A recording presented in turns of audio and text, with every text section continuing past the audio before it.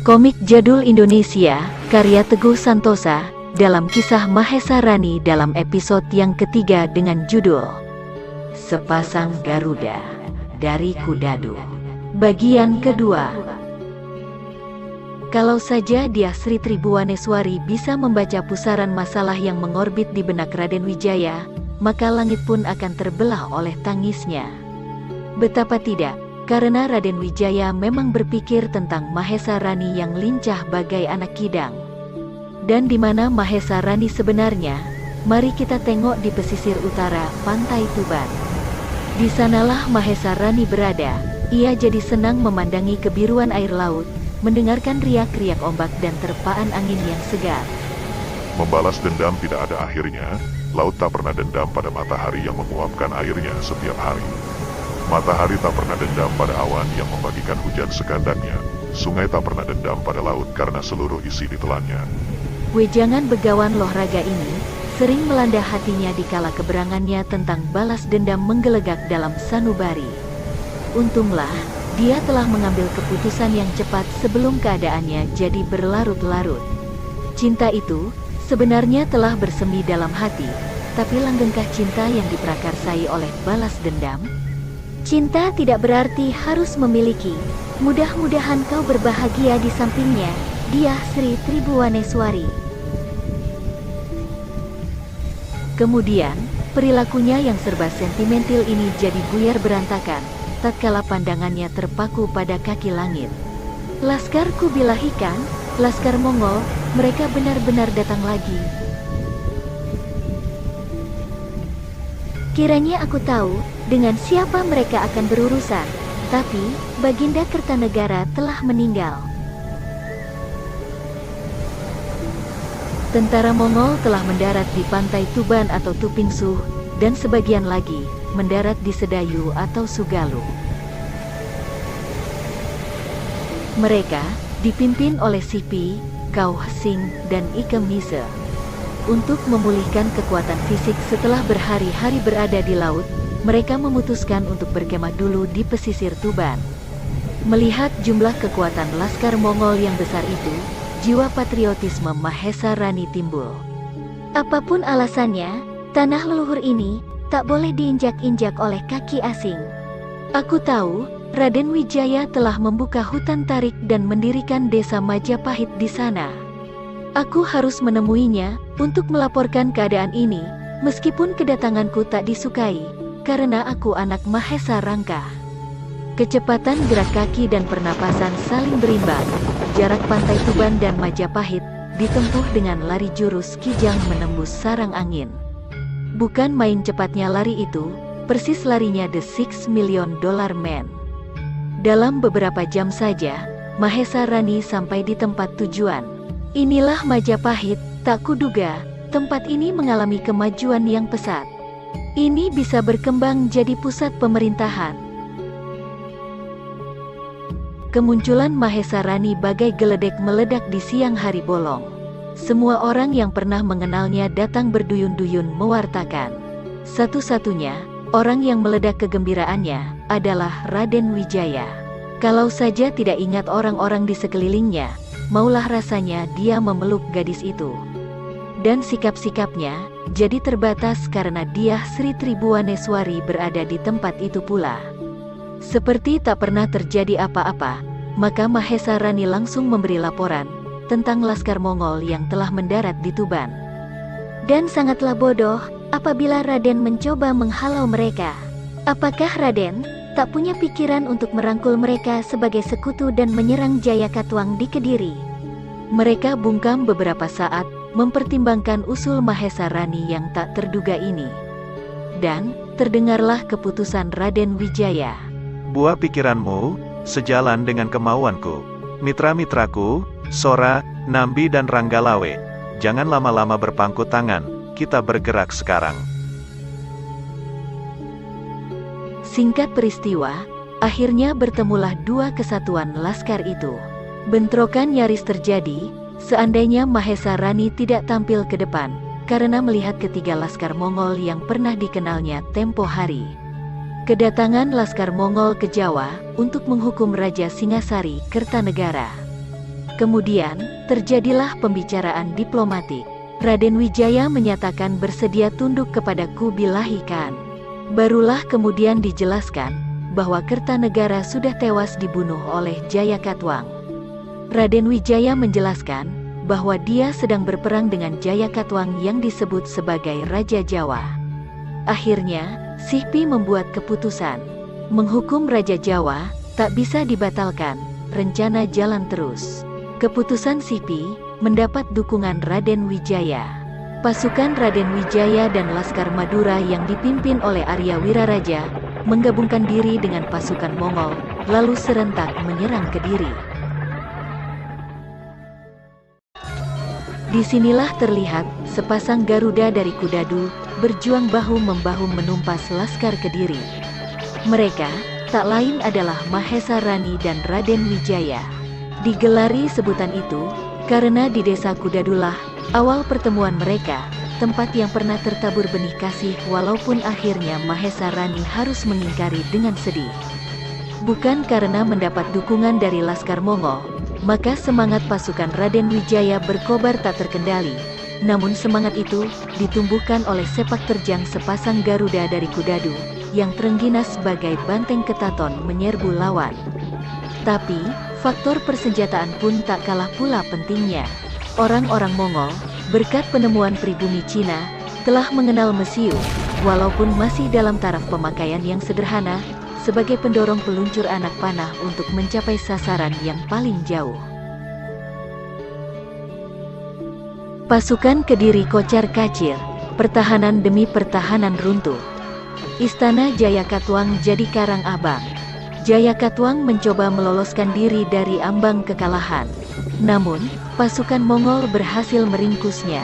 Tangkap hidup-hidup, Sihpi ingin menghukum dengan tangannya sendiri, atas nama Kubilai Khan. Dalam waktu kurang lebih 8 jam, kerajaan Kediri berhasil dihancurkan. Jayakatwang dibawa ke ujung Galuh, dan menerima hukuman mati di sana. Di ujung Galuh, di tempat pertahannya, pasukan Mongol mengadakan pesta kemenangan. Menurut seperti yang telah direncanakan, pesta itu akan diadakan selama 7 hari 7 malam. Kini, pesta telah menginjak hari yang kedua. Raden Wijaya dan pengikut-pengikutnya diundang sebagai tamu kehormatan. Mahesa Rani menjadi tumpuan banyak perhatian, karena mereka tahu bagaimana ulah sepak terjangnya selama peperangan itu. Segala pujian diterima dengan rendah hati. Disinilah Mahesa Rani bisa mengenal lebih dekat dengan ketiga laskar Mongol yang dulu pernah bentrok dengannya. Mereka masing-masing adalah Kuan Chin, yang pernah menotok jalan darah Mahesa Rani, Tao Sou, dan Caolung, yang menyelamatkan Mahesa Rani dari totokan maut itu. Dalam pesta itu, Mahesa Rani lebih banyak berbincang-bincang dengan Caolung. Mulanya, Kuan Chin agak mendendam kepadaku, karena aku menyelamatkan kau dari totokan itu. Tapi, rupanya sifat-sifatmu yang lincah dan penuh persahabatan ini, telah mencairkan pendiriannya. Dia banyak memujimu. Ah, kepandaianku hanya seujung kuku kalau dibanding dengan ilmu kalian. Tapi, yang kini masih belum ku mengerti. Mengapa kau dulu meninggalkan pesan bahwa kau bukan prajurit Kubilai Khan yang menjajah negerimu? Caolung memberi isyarat agar Mahesa Rani tidak membicarakan hal itu di sekitar orang-orang Mongol. Kemudian mereka memencilkan diri. Ada apa? Agaknya itu hal terlarang untuk dibicarakan. Saat ini, daratan Cina sedang dalam keadaan terjajah.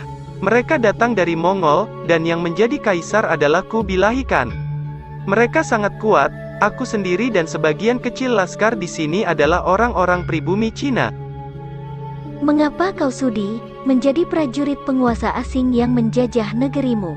Cuma siasat, kami berjuang dari dalam, sementara teman-teman yang lain bergerilya di luar. Tapi pengabdianmu kepada Kubilai Khan tampaknya tertanam sampai lahir batin. Terbukti kalian bertiga pernah menyelundup masuk istana Singasari setelah Mengki diusir. Kami ingin mengambil muka terhadap Kubilai Khan. Seandainya kami bertiga berhasil membawa pulang kepala Kertanegara, pastilah Kubilai Khan semakin menaruh kepercayaan kepada kami. Dengan begitu, kami bisa lebih leluasa menggerogoti kekuatan orang-orang Mongol dari dalam. Telah kujelaskan, perjuangan mesti pakai siasat, mengertikah engkau? Kata siasat yang ditekankan Cao Lung membuat perasaan Mahesa Rani berdetak cepat, matanya menyapu ke arah laskar Mongol yang bermabuk-mabukan. Mahesa Rani termenung, kemarin ia berdebat dengan Raden Wijaya tentang kelanjutan hubungan laskar Jawa dan pihak Mongol. Ini telah tertanam dalam benakku, sejak pertama kali kau memberi laporan kedatangan mereka. Kita harus menggempur mereka, dikala mereka masih lengah di mabuk kemenangan. Sampai hatikah Raden berbuat sekeji itu? Mengapa tidak dibiarkan mereka pulang ke negerinya dengan damai? Bukankah tujuan untuk menghukum Raja Jawa telah terlaksana? Tapi kini, mereka minta putri-putri Baginda Kertanegara untuk dipersembahkan kepada Kubilai Khan. Itu tak boleh terjadi, kita tidak sepenuhnya mengakui kekuasaan kaisar yang memerintah atap dunia. Semangat yang ditanamkan oleh almarhum Kertanegara untuk mampu mengibarkan bendera sendiri harus kita teruskan. Tapi, bukan dengan cara seperti itu, Raden. Rani, kau harus tahu, ini sekedar taktik untuk memenangkan perang. Kita harus berani mengorbankan sedikit harga diri, demi menyelamatkan rakyat dari peperangan yang lama dan berdarah. Saya tak pernah diajari menanggalkan sifat kesatria. Rani, kau tak pernah memikirkan orang lain. Kau tak pernah berkorban untuk orang lain. Dendammu pada almarhum Kertanegara adalah dendam pribadi. Kini, sifat ksatria yang kau agung-agungkan adalah untuk urusan pribadi. Tuduhan Raden terlalu menyimpang. Aku telah berkorban melawan perang pribadiku sendiri. Tapi Raden tak menyadari, Raden, lidah memang lebih lincah bergerak daripada otak. Aku kecewa denganmu. Raden bukan lagi seorang ksatria, bukan lagi seorang pendekar, akan tetapi seorang yang haus kekuasaan, haus tahta, haus wanita. Ucapan itu meledak disertai luapan emosi. Kemudian Mahesa Rani meninggalkan Raden Wijaya yang masih terpaku di tempat. Rani, mengapa ini mesti terjadi di antara kita? Sampai di sini, lamunan Mahesa Rani berakhir. Apa yang kau renungkan, Rani? Mahesa Rani masih membisu, pandangannya tetap terpaku pada kelompok laskar Mongol yang bermabuk-mabukan. Kemudian, katanya dengan nada putus asa, Cao Lung, pergilah dari ujung Galuh, Raden Wijaya akan menggempur kalian. Apa katamu? Pergilah, selagi ada kesempatan, ajaklah teman-teman seperjuanganmu untuk menghindari mereka. Cao Lung masih belum yakin akan penjelasan Mahesa Rani, ketika tiba-tiba, tempat perbekalan persenjataan, di mana terdapat bubuk mesiu meledak. Kemudian, malam pesta pora berubah jadi ajang pertempuran. Laskar Raden Wijaya yang telah mengepung tempat itu menyerbu dari pelosok penjuru. Cao Lung dan Mahesa Rani tetap berdiri di tempat semula, tanpa bisa berbuat apa-apa. Cao Lung memandang Mahesa Rani dengan perasaan tak menentu. Sementara di seberang sana pertempuran berkecamuk. Maafkan aku Cao Lung, aku telah berusaha mencegah mereka. Bagaimanapun juga, hati kecilku tetap patuh pada tanah leluhurku, meskipun kau akan menuduh pihak kami berbuat khianat. Langit malam, di atas benteng ujung Galuh membara. Pertempuran masih berkobar, laskar Mongol yang mabuk, tak bisa bertahan menghadapi serbuan laskar Raden Wijaya. Cao Lung, aku telah siap, seandainya antara kita harus menyambung nyawa satu sama lain. Tapi, Cao Lung tak bereaksi apa-apa. Cuma, kepalanya berpaling sejenak melihat laskar kesatuannya mulai mundur ke pantai. Telah kukatakan tadi, bahwa untuk mengatasi kemelut peperangan, harus mempergunakan siasat. Aku salut akan siasat Raden Wijaya yang berhasil ini. Cao Lung mengambil sesuatu dari ikat pinggangnya, sebuah tusuk konde bergambar kepala naga yang diukir indah. Simpanlah tusuk konde ini, sebagai pertanda bahwa kita pernah bertemu. Ini bekas milik seorang gadis yang kucintai, dia telah tewas sewaktu laskar Mongol menyerang desanya. Selamat tinggal Rani, aku pun punya tugas untuk tanah leluhurku sendiri. Cao Lung meninggalkan tempat itu, menyusul rekan-rekannya yang lain menuju ke pantai, dan selanjutnya berlayar kembali ke daratan Cina. Semua tak lepas dari perhatian Mahesa Rani, yang melepas kepergian itu dengan rasa terenyuh. Klimaks peristiwa ini adalah penobatan Raden Wijaya sebagai raja di Majapahit bergelar Kertarajasa Jayawardana. Baginda Kertarajasa kawin dengan keempat putri Kertanegara, sesuatu yang pernah dikhawatirkan Mahesa Rani. Semua pengikutnya yang setia dan berjasa dalam perjuangan, diberinya kesempatan untuk menikmati hasil perjuangannya, dan diangkat sebagai pejabat dalam pemerintahan. Dikala sendirian, Raden Wijaya selalu teringat kepada Mahesa Rani. Entah di mana Rani sekarang, keteguhan sikap kesatrianya benar-benar tak tergoda oleh pangkat dan harta benda. Sebenarnya, dialah yang pantas mendapat julukan Garuda sejati, galak, tak mau diikat, perkasa dan berani menghadapi semua akibat yang diperbuat. Sementara itu, di langit seekor burung terbang sendirian. Tamat pada episode ini. Episode selanjutnya berjudul Glika Cendana.